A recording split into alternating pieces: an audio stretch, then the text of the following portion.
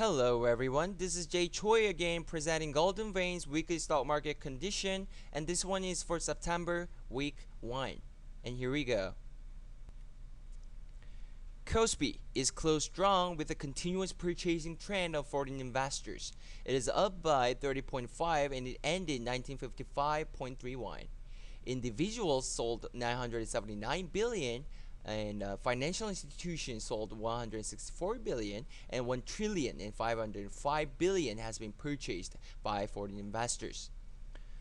For program trade, 190 billion arbitrage has been sold and 622 billion non-arbitrage transaction, so showing total of 812 billion sold with security.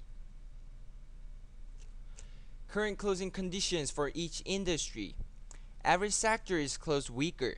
Food and beverages, fabric and clothing, paper wooden products, chemistry, non-metal minerals, steel metal, machinery, electronics, transportation equipment, distribution industry, electro gas industry, construction industry, transportation warehouse, financial business, banking, insurance, service businesses, and manufacturing industry are strong.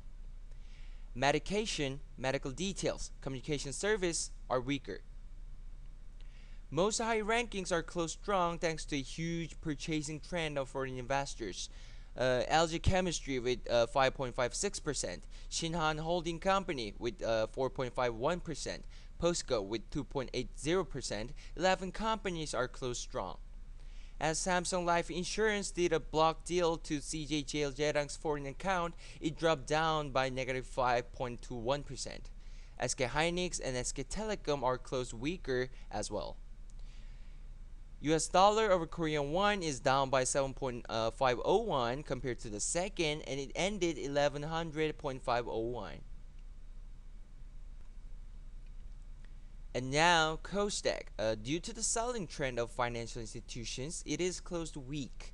It is fixed by 1.41 compared to the second, and it ended 523.77. 87 billion and 120 have been purchased by individuals and foreign investors, and financial institutions sold 820 billion. For program trade, it has been mainly non-arbitrage transaction trade and having 13 billion purchasing security. Current closing condition of each industry.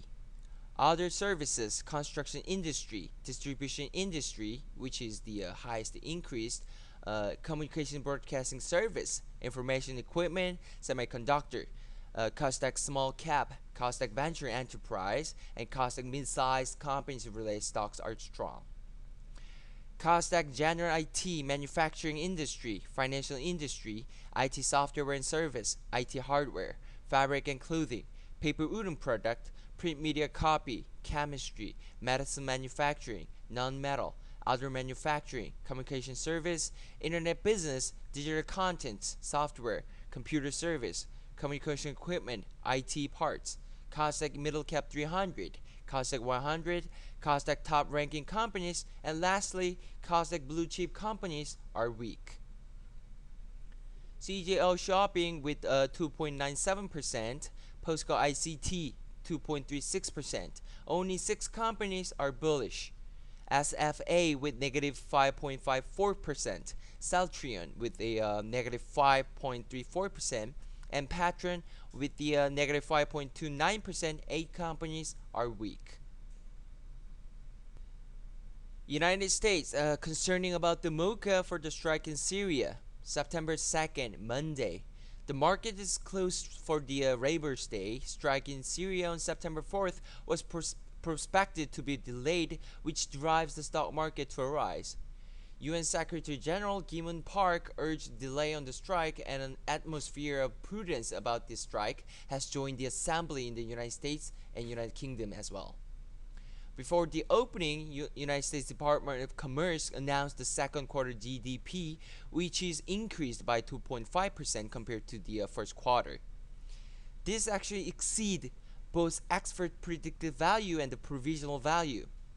With the concern about the decrease in quantitative easing, the market started weakish.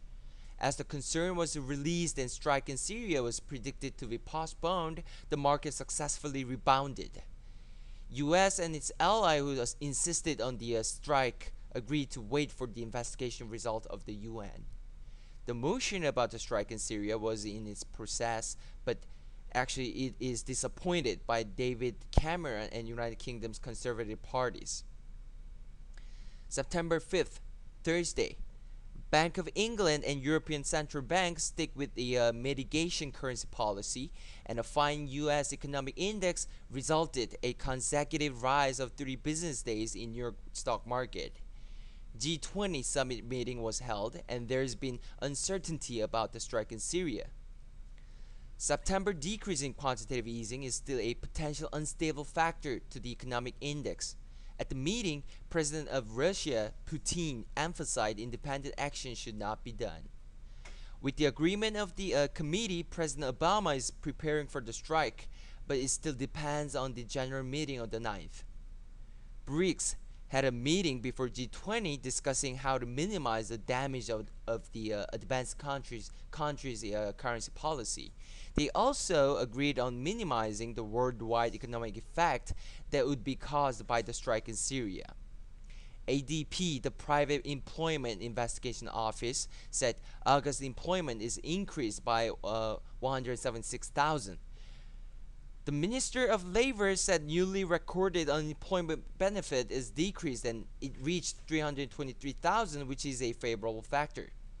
PMI was 58.6, increased a lot compared to the value of 56 on July, which is the highest value since 2005.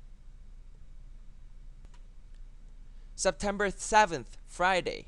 Concern about the strike in Syria and poor employment index were unfavorable factors, while the Federal Reserve's relief in decreasing quantitative easing was a favorable factor. As the Minister of the Labor announced poor August employment index, investors are still discouraged. Unemployment rate is decreased by 7.3%, but it's been analyzed that the number is affected by some imaginary quantity due to a decrease in job application.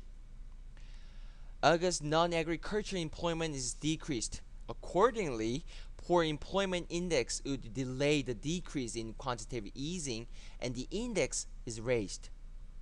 UK, the amount of manufacturing production agreed to the predicted value, but German industrial production is unexpectedly decreased. There was a disagreement between US and Russia regarding Syria, but Putin mentioned it will cooperate when the strike happens.